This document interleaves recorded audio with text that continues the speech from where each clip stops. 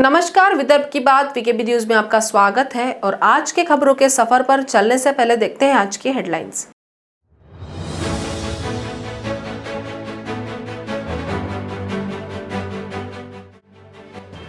Ambulance संचालकों द्वारा की जा रही हजारों की लूट रोकने महानगर पालिका ने की अनूठी पहल।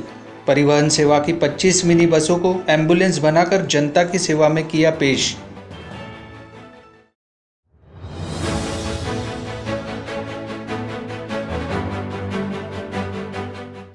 शहर में प्रबल इच्छा शक्ति के आगे कमजोर पड़ा कोरोना। 24 घंटे में 5000 का आंकड़ा भी नहीं छू सके नए पॉजिटिव। एक दिन में 6000 से ज्यादा मरीजों ने जीती कोरोना से जंग।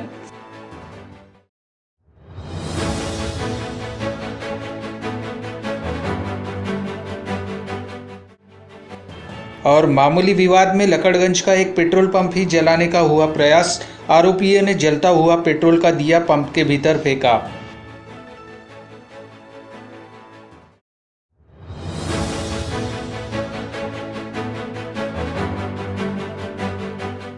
और अब खबरें विस्तार से। कोरोना के मरीजों को अस्पताल पहुंचाने के लिए एम्बुलेंस संचालकों द्वारा की जा रही मनमानी वसूली की शिकायतें सामने आने के बाद नागपुर महानगर पालिका ने शहर में कोविड पेशेंटों को अस्पताल पहुंचाने के लिए अपने परिवहन विभाग की 25 मिनी बसों को एम्बुलेंस में तब्दील कर दिया है। मनपा की इस एम्बुलेंस सेवा का लोकार्पण सोमवार को महापौर दयाशंकर तिवारी के हाथों परिवहन समिति सभापति बंटी कुकड़े की उपस्थिति में किया गया। इस एम्बुलेंस सेवा से संपर्क करने के लिए 0712-255-1417 यह पृथक क्रमांक जारी किया गया है। की 2 किलोमीटरसाठी 5-5 हजार रुपये प्रायव्हेट ॲम्ब्युलन्स वाले मागत आहे। काही लोकांची शिकायत आली की 15-15, 17-17 हजार रुपये त्यांच्याकडनं घेण्यात आले। अशा स्थितीत नागपुरात ॲम्ब्युलन्स नाही मिळाला म्हणून कोणी हॉस्पिटलपर्यंत पोहोचला नाही, ही स्थिती नाही झाली पाहिजे म्हणून महानगरपालिकेने ही तत्काळ एक भूमिका घेतली। आमचे परिवहनचे श्री बंटीजी कुकडे यांनी इनिशिएटिव्ह घेतला, सर्व अधिकाऱ्यांनी मदत केली आणि 10 दिवसात महानगरपालिकेची आमची जी मिनी बस आहे अशी 25 मिनी बस ॲम्ब्युलन्स सारखी सेवा देण्यासाठी आम्ही सज्ज केली। शहर में शासन के कठोर नियमों के परिपालन का ही नतीजा है कि अब शहर में कोरोना की रफ्तार कमजोर पड़ती नजर आ रही है, जबकि रिकवरी दिनों दिन अपनी रफ्तार पकड़ती जा रही है। सोमवार को एक ही दिन में 6601 कोरोना बाधित मरीज कोरोना से जंग जीतकर घर पहुंचे हैं। वहीं एक दिन में नए कोरोना पॉजिटिव की संख्या 5000 का आंकड़ा भी छू नहीं सकी है। हालांकि एक दिन में 20,000 से ज़्यादा टेस्टिंग हुई है। शहर में ऑक्सीजन एवं रेमडेसिविर की उपलब्धता के चलते कोरोना से मृतकों की संख्या में भी कमी आई है। सोमवार को कुल 76 मरीजों ने दम तोड़ा है। इनमें नागपुर शहर के 48 मरीजों का समावेश है। शहर में एक्टिव केसेस की बात करें तो यह आंकड़ा भी तेजी से नीचे आ रहा है।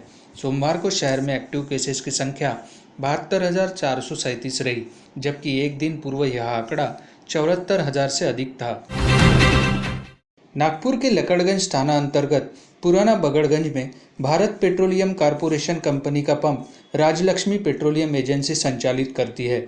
1 मई को पेट्रोल पंप पर आरोपी ओमकार भौरव टाले और सूरज रमेश ढाके बाइक से पेट्रोल भराने के लिए बिना मास्क के पहुंच गए। यहां पेट्रोल भराते समय एक आरोपी ने पेट्रोल पंप पर मशीन के सामने थूक दिया। टोकने पर आरोपियों ने पैसे देने में टालमटोल करते हुए पेट्रोल पंप कर्मचारियों से धक्का मुक्की की और उनके मुंह पर पैसे फेंकते हुए निकल गए। किंतु थोड़ी ही देर बाद आरोपी अपने हाथ में एक बोतल में पेट्रोल भरकर उसका दिया बनाकर ले आए और उसे जलाकर पेट्रोल पंप में मशीन के सामने फेंक दिया। यह देखते ही पेट्रोल पंप कर्मचारियों ने तुरंत फायर डिस्ट्रीब्यूटर लाया और वह आग बुझाई। कुछ कर्मचारियों ने दौड़कर दोनों आरोपियों को पकड़ लिया। लकड़गंज पुलिस ने दोनों के खिलाफ प्रकरण दर्ज कर उन्हें गिरफ्तार किया है। दिनांक 1/5/2021 रोजी फिर्यादीने आमच्याकडे तक्रार दिली की राजलक्ष्मी पेट्रोल पंपवर काही दोन इसम हे मोटरसायकलने आले आणि त्यांनी पेट्रोल भरण्याच्या पैशावरून वाद केला। तो वाद त्यांनी सामोपचाराने सोडवण्याचा प्रयत्न केला, ते ऐकण्याच्या मनस्थितीत नव्हते। 1-2 तासांनी ते परत आले आणि त्यांनी एका बॉटलमध्ये पेट्रोल भरून आणि त्याला आग लावून पेट्रोल पंपावर फेकून पेट्रोल पंप जाळण्याचा प्रयत्न केला। यावरून दोन्ही आरोपींविरुद्ध 436 आणि इतर कलमांमुळे गुन्हा नोंद करण्यात आला आहे। या पेट्रोल पंपाच्या गुन्ह्यात फक्त गाडीचा नंबर होता. आमच्या DB पथकाच्या कर्मचाऱ्यांनी गाडीच्या नंबरवरून 1 तासाच्या दोन्ही आरोपींना अटक केली. दोन्ही आरोपींचे नाव सूरज ढहाके वय 24 वर्ष आणि ओंकार टाले यांना अटक करण्यात आली आहे. दोघे सध्या NCR आहेत. महाराष्ट्र सरकार ने पश्चिम बंगाल और उत्तर प्रदेश में कोरोना वायरस संक्रमण के बढ़ते मामलों के मद्देनज़र दोनों राज्यों को संवेदनशील स्थानों की सूची में शामिल किया है। उत्तर प्रदेश और बंगाल से महाराष्ट्र आने वाले लोगों को अब RT-PCR जांच की निगेटिव रिपोर्ट अपने साथ लानी होगी। मुख्य सचिव सीताराम कुंटे द्वारा पारित आदेश में कहा गया है कि कोविड-19 महामारी की आपदा के तौर पर अधिसूचित रहने तक इन दोनों राज्यों को संवेदनशील उत्पत्ति का स्थान माना जाएगा। राज्य सरकार ने 18 अप्रैल को केरल, गोवा, राजस्थान, गुजरात, दिल्ली, NCR और उत्तराखंड को इस सूची में शामिल किया था। बता दें कि कोरोना वायरस के नए मामलों और मौतों की संख्या में देश में महाराष्ट्र पहले नंबर पर है। राज्य सरकार और होम डिपार्टमेंट की मंजूरी लिए बिना मंत्रियों, अधिकारियों और ब्यूरोक्रेट्स के फोन टेप करने की आरोपी महाराष्ट्र की पूर्व इंटेलिजेंस कमिश्नर रश्मि शुक्ला ने अपने खिलाफ महाराष्ट्र की साइबर पुलिस द्वारा की जा रही जांच रुकवाने के लिए हाईकोर्ट में गुहार लगाई है। हैदराबाद में CRPF DG के पद पर तैनात रश्मि शुक्ला ने सोमवार को तेलंगाना हाईकोर्ट में एक याचिका दायर की है। इस याचिका में उन्होंने महाराष्ट्र सरकार द्वारा उनके खिलाफ कराई जा रही जांच पर रोक लगाने की मांग की है। खुद को विसल ब्लोअर बताते हुए शुक्ला ने कहा है कि उन्होंने इतने बड़े रैकेट का भंडाफोड़ किया और अब उन्हीं के खिलाफ जांच की जा रही है। अदालत ने शुक्ला की याचिका स्वीकार कर ली है और कल इस पर सुनवाई संभव है। उल्लेखनीय है कि रश्मि शुक्ला ने फोन टेपिंग के बाद में महाराष्ट्र में बड़े पैमाने पर ट्रांसफर पोस्टिंग का रैकेट सक्रिय होने का आरोप लगाया था। महाराष्ट्र में ड्रग तस्करी को लेकर नारकोटिक्स कंट्रोल ब्यूरो कई महीनों से सख्ती बरत रहा है। पिछले कुछ महीनों में 20 से ज़्यादा गिरफ्तारियां हो चुकी है। अब हाल ही में गोवा के सबसे बड़े ड्रग तस्करों में से एक टाइगर मुस्तफ़ा को गिरफ्तार किया गया है। गोवा NCB और मुंबई NCB के संयुक्त ऑपरेशन के दौरान यह सफलता मिली है।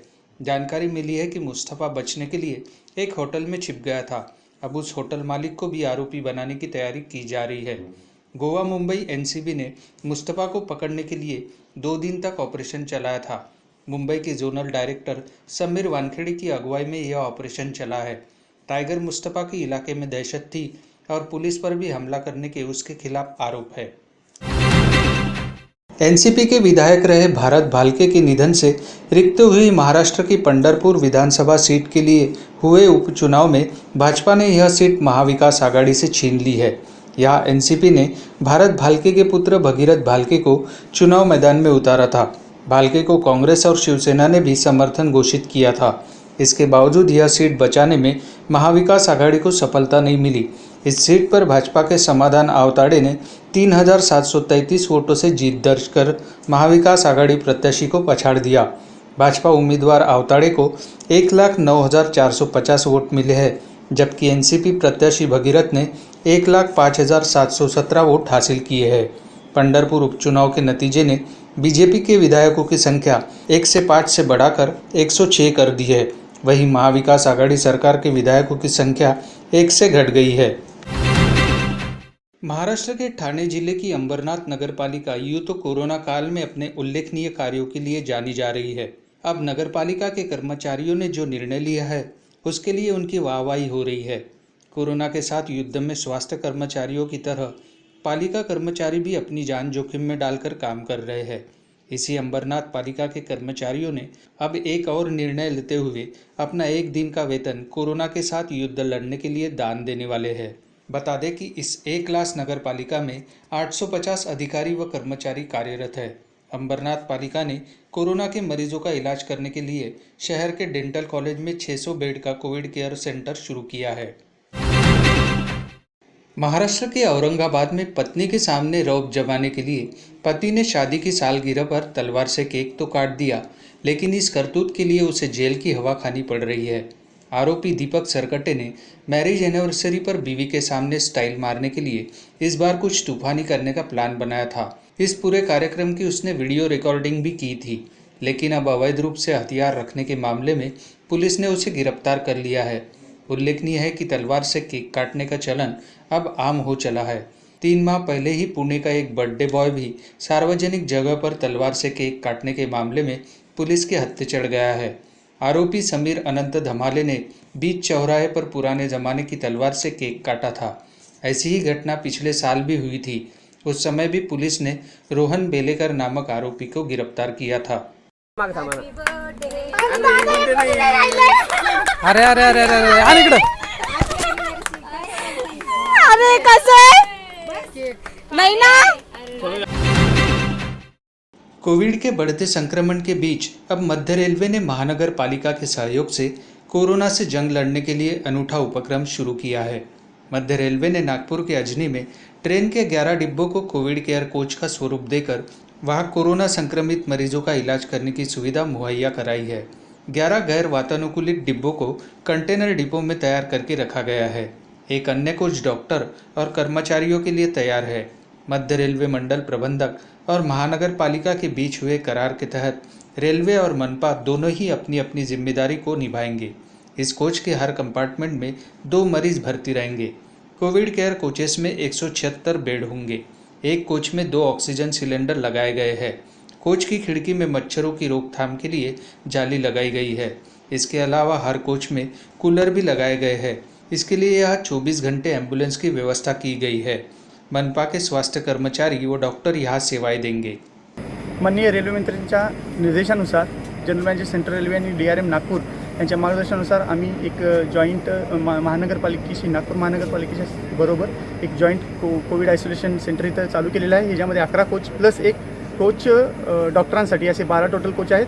प्रत्येक कोचमध्ये 16 पेशंट आपण ॲडमिट करू शकतो। प्रत्येक कोचमध्ये 9 एअर कूलर्स दिलेले आहेत, त्याबरोबर 2 ऑक्सिजन सिलेंडर्स दिलेले आहेत। ह्याच्यामध्ये टेम्परेचर नियंत्रण करण्यासाठी छतावरती कोचच्या छतावरती गनी बॅगचं एक ड्रिप इरिगेशन सिस्टीम बनवण्यात आलेली आहे आणि याच्यामध्ये एक चांगल्या पद्धतीने कचरा व्यवस्थापन केलेले आहे।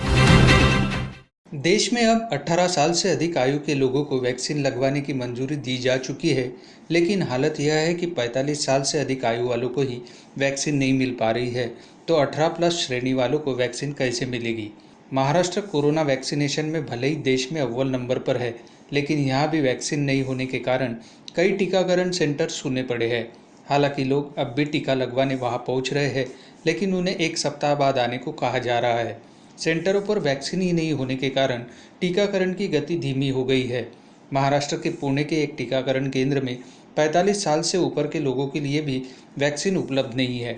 सरकार लगातार वैक्सीन के उत्पादन को बढ़ाने में लगी हुई है। विदेशों से भी वैक्सीन की मदद ली जा रही है। कुछ दिनों पहले ही रूस के स्पुतनिक 5 की 1.5 लाख खुराक भारत आई है। इस महीने रूस भी वैक्सीन की 30 लाख खुराक भारत भेजने वाला है। अप्रैल 2020 में हुई मारपीट का बदला लेने के इरादे से रामाजीवाड़ी निवासी आरोपी सारंग उगड़े तथा कर्नलबाग निवासी आरोपी संकेत नाइक ने रामकुलर चौक के पास नवी शुक्रवारी में अपनी मां के साथ सब्जी एकत्र कर रहे आकाश चंद्रबान बोकड़े पर चाकू, कोयता आदि से वार कर गंभीर रूप से घायल कर दिया। फरियादी देविका ज्ञानेश्वर कलम्बे जब आकाश को बचाने दौड़ी तो उसके दोनों हाथों पर कोयते से वार कर उसे भी गंभीर जख्मी कर दिया गया।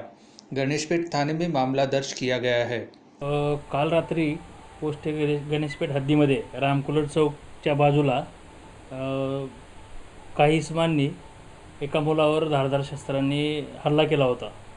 त्या अनुषंगाने आम्ही फिर्यादी देविका ज्ञानेश्वर कळंबे यांच्या फिर्यादीनुसार कलम 307, 188, 34, 326 और हत्यार कायदा 425 अन्वये गुन्हा नोंद करण्यात आलेला आहे।